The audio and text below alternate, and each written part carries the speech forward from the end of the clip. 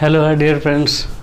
तो आज हम सिविल इंजीनियरिंग का एक पेपर है स्ट्रक्चर, जिसे रोज़ भी कहते हैं, जो बेस्ट है 4 sem civil engineering SBT Jharkhand. तो उसका हम जो चैप्टर कर रहे हैं वो है फ्रेम्ड स्ट्रक्चर, जो आपके सिलेबस के अकॉर्डिंग एसबीटी झारखंड के सिलेबस के अकॉर्डिंग 4.2 एंड 4.3 में आपको पढ़ना है मेथड ऑफ एनालिसिस, जिसमें मैंने मेथड ऑफ जॉइंट कवर कर रखा है पिछले लेक्चर में। एंड हम इस लेक्चर में देखेंगे मेथड ऑफ सेक्शन। तो बाय मेथड ऑफ सेक्शन से परफेक्ट फ्रेम में कैसे एनालिसिस करते हैं। तो अगर आप मेरे साथ बने रहते हैं तो एसबीटी झारखंड का सिविल इंजीनियरिंग का जितना भी सिलेबस है, हर एक सेमेस्टर का मैं टू द पॉइंट कवर करता रहता हूं। तो अगर आप मेरे चैनल पे नए हो तो सब्सक्राइब करो। और ये जो टॉपिक है ये सेमेस्टर पॉइंट ऑफ व्यू के साथ साथ जो इम्पोर्टेंट है SBT Bihar, UP plus BTech का स्टूडेंट के लिए भी एंड अदर कॉम्पिटिटिव एग्जाम के लिए भी इम्पोर्टेंट है। तो चलिए शुरू करते हैं, देखते हैं कि मेथड ऑफ सेक्शन क्या होता है। तो हमारे पास जो क्वेश्चन है वो कुछ इस प्रकार है। मैंने सेम क्वेश्चन लिया, सेम प्रॉब्लम लिया है जो मैंने मेथड ऑफ जॉइंट से सॉल्व किया था। ठीक है, तो एक ट्रस है, ठीक है, जिसके 3 मेंबर हैं A B, A C, B C. उस पर एक एक्सटर्नल लोड अप्लाई हो रहा है 10 किलो न्यूटन का, एंड 2 जगह सपोर्ट है आपका, सिंपली सपोर्टेड है। तो आपको जो है जितने भी मेंबर हैं A B, A C, B C, सभी में क्या स्ट्रेसेस डेवलप हो रहे हैं और किस नेचर का हो रहा है वो आपको फाइंड आउट करना है। जैसा कि हम थ्योरी ऑफ स्ट्रक्चर या स्ट्रक्चर एनालिसिस का मतलब ही है कि एक्सटर्नल लोड जब अप्लाई हो रहा है तो उसके कारण स्ट्रक्चर का जो भी मेंबर है उसमें कितने तरह के स्ट्रेस डेवलप हो रहे हैं, उसका अमाउंट क्या है वो पता करना ही स्ट्रक्चरल एनालिसिस है। तो हम इसे मेथड ऑफ सेक्शन से फाइंड आउट करेंगे। तो फर्स्ट ऑफ ऑल आपको मेथड ऑफ जॉइंट रहे या फिर मेथड ऑफ सेक्शन रहे, आपको क्या करना है, सपोर्ट रिएक्शन फाइंड आउट करना है। ठीक है, तो सपोर्ट रिएक्शन हम फाइंड आउट करेंगे।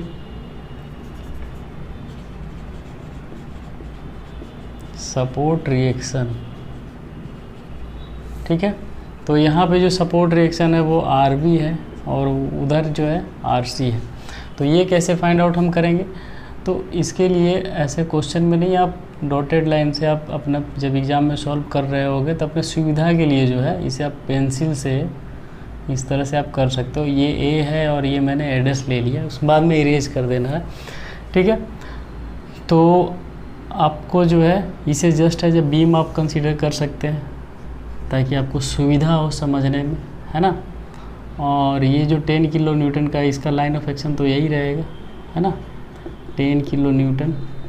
एंड ये जो दूरी हो जाएगा बी एडस एंड ये सी। ठीक है, तो जैसा हम लोग सपोर्ट रिएक्शन निकालते हैं इंजीनियरिंग में, मैकेनिक्स में, उसी कॉन्सेप्ट को यूज़ करके यहाँ पे सपोर्ट रिएक्शन निकालना है। तो सबसे पहले total upward force should be equal to total downward force. तो हम लिख सकते हैं R B plus R C, ये सपोर्ट रिएक्शन है, should be equal to 10 kilo newton. ये हमारा इक्वेशन 1 हो गया।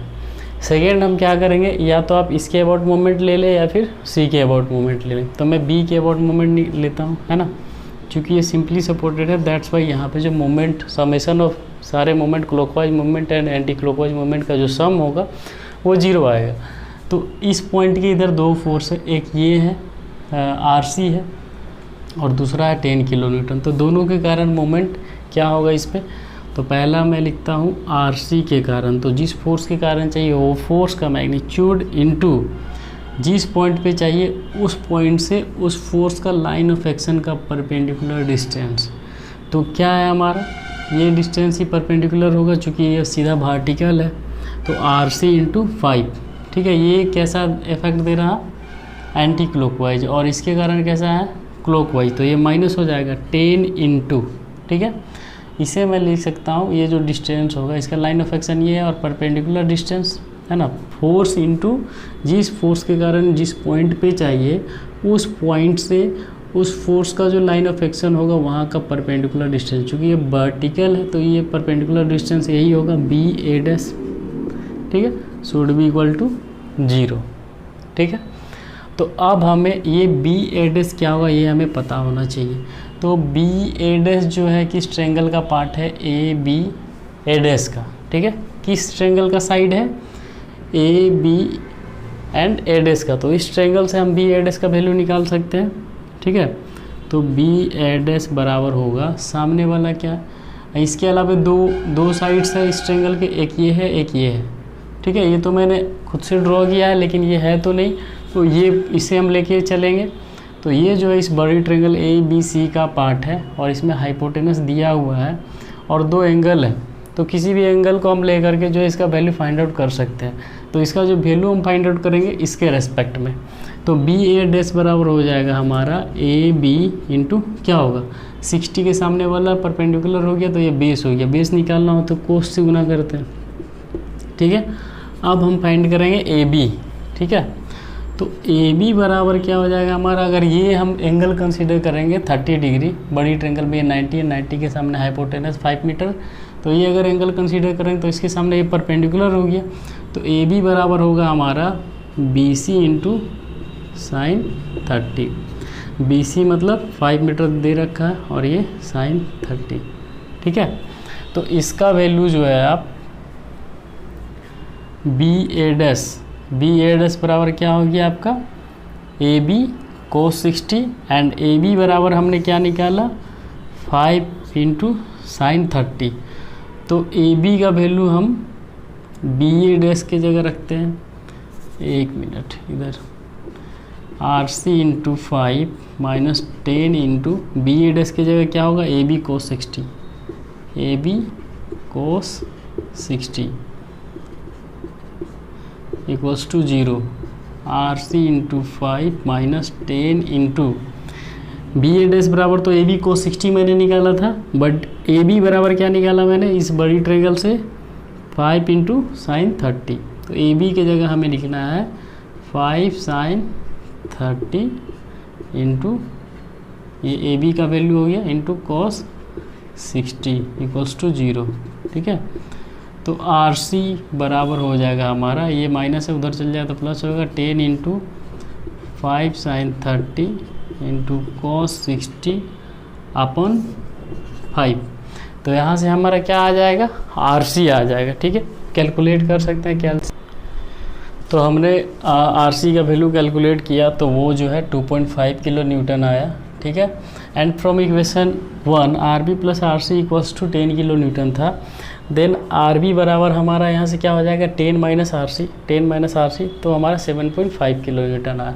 तो इस प्रकार हमने रिएक्शन फाइंड आउट कर लिया है और इसे मैं लिख देता हूँ, RB बराबर जो है 7.5 किलो न्यूटन है एंड RC बराबर जो है 2.5 किलो न्यूटन है, ठीक है।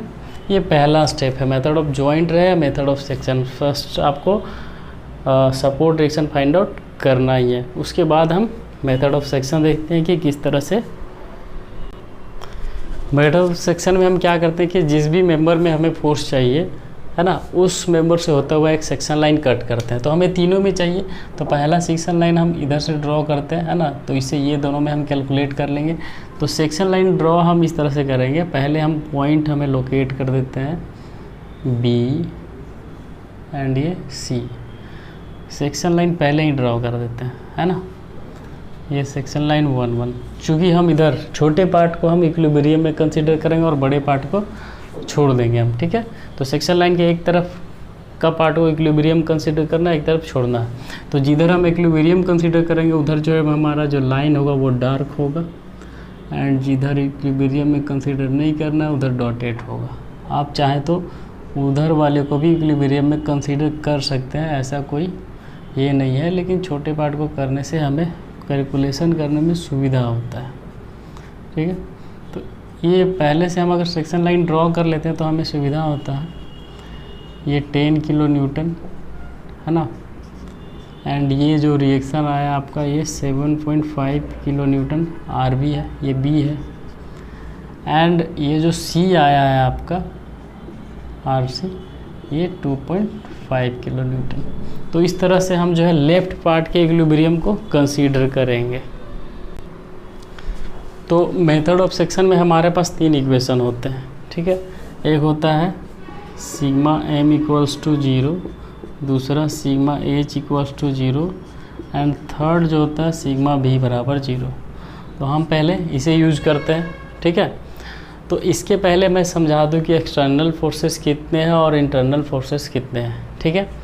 तो यहाँ पे जो भी सपोर्ट रिएक्शन है और जो अप्लाइड लोड है वो सभी क्या है, एक्सटर्नल फोर्सेस हैं, ठीक है। एक्सटर्नल फोर्सेस आपका अप्लाइड लोड हो जाएगा एंड सपोर्ट रिएक्शन।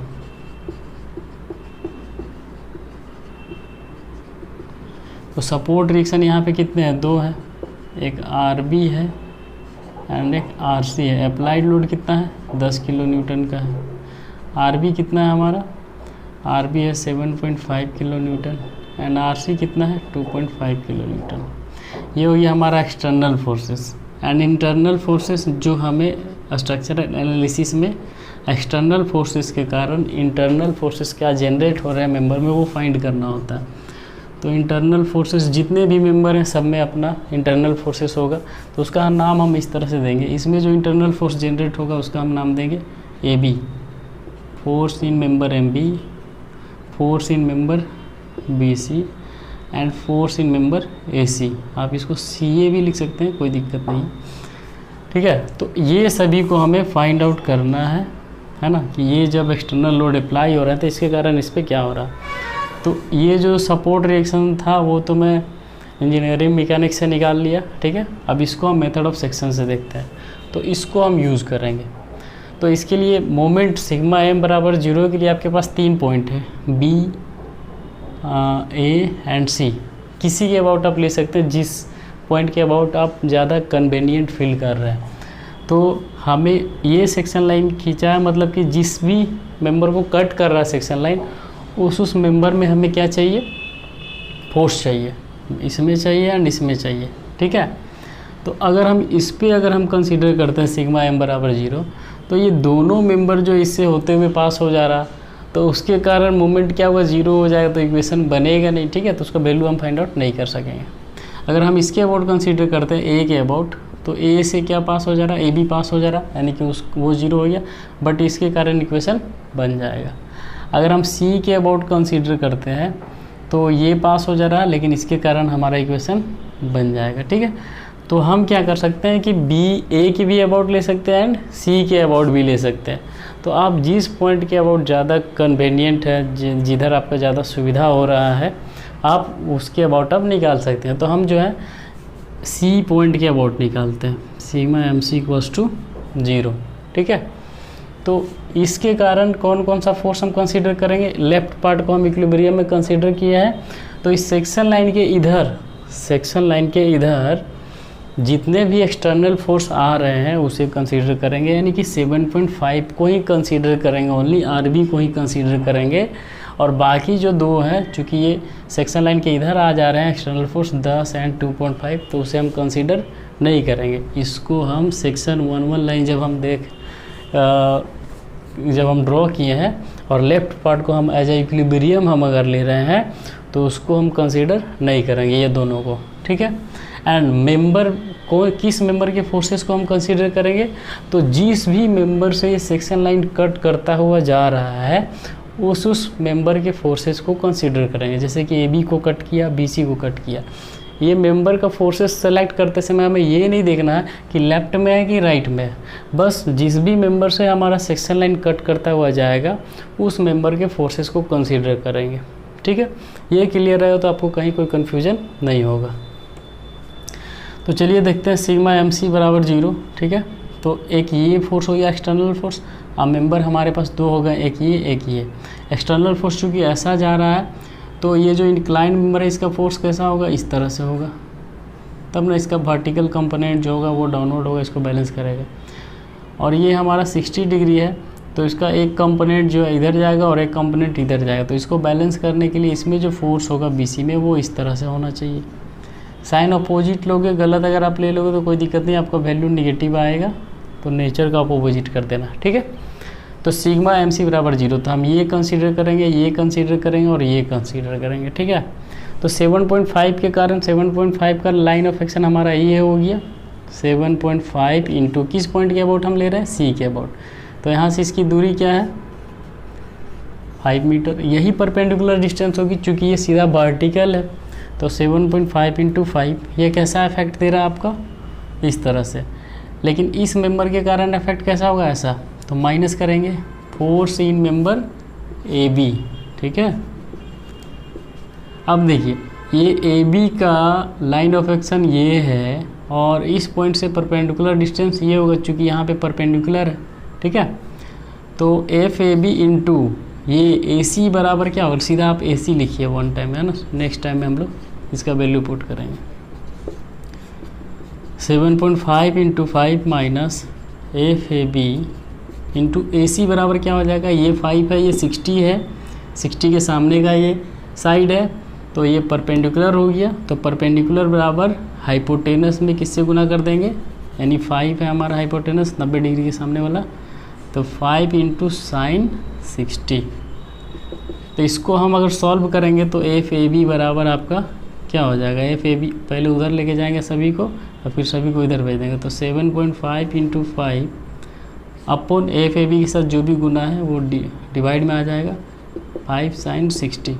इसे आप केएलसी से सॉल्व करके देख सकते हैं क्या वैल्यू आएगा। सॉल्व करने से जो वैल्यू आया वो क्या आया, 5√3, दैट मीन्स 8.66। ये क्या है, किस नेचर का है, कंप्रेशन नेचर का है, ठीक है। नेक्स्ट हमारे पास दो इक्वेशन और हैं, sigma H equals to 0, sigma B equals to 0। दोनों में से किसी का भी यूज करके हमें एक और मेंबर में ही यहाँ से हम फोर्स निकाल पाएंगे, क्योंकि यहाँ पे दो ही मेंबर हैं, ये बी जगह है ना। तो सिग्मा एच इक्वल्स टू 0, तो हॉरिजॉन्टल कंपोनेंट क्या हो जाएगा, एफ ए बी ये cos 60, ये इधर जा रहा बट इसका डायरेक्शन क्या अपोजिट है, तो माइनस हो जाएगा F B C equals to 0। तो एफ बी सी बराबर हमारा क्या हो जाएगा, एफ ए बी cos 60, ठीक है। एफ ए बी का वैल्यू हमने निकाला 8.66 इंटू cos 60। आप इसे सॉल्व कीजिए केएलसी से, क्या आएगा इसका वैल्यू, 8.66 इंटू cos 60 डिग्री, ये आया आपका 4.33, ठीक है। 4.33 पॉजिटिव आया, मतलब जो साइन मैंने लिया है वही होगा टेंसाइल, यानी कि एफ बी सी जो है वो आया हमारा, एफ बी सी जो आया हमारा वो 4.33, ठीक है। नेचर क्या है, टेंसाइल है। अब इस सेक्शन लाइन से यही दो का हम वैल्यू फाइंड आउट कर सकते हैं, ए बी का एंड बी सी का। अब ये जो ए सी बच गया है इसका हम यहाँ से वैल्यू फाइंड आउट नहीं कर सकते, इसके लिए हम जो है दूसरा सेक्शन लाइन ड्रॉ करेंगे जो ए सी से होता हुआ पास करेगा, वो हम इस तरह से करेंगे, ठीक है। तो चलिए फिर से सेक्शन लाइन ड्रॉ करते हैं।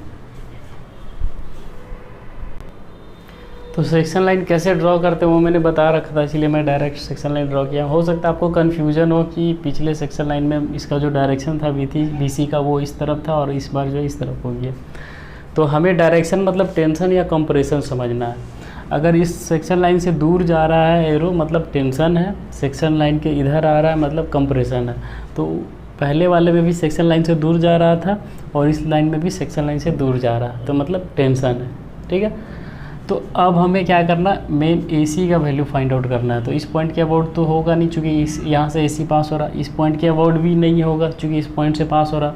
तो एक पॉइंट यही बचा जिसके अबाउट मोमेंट लेने से AC का वैल्यू फाइंड आउट हम कर सकते हैं।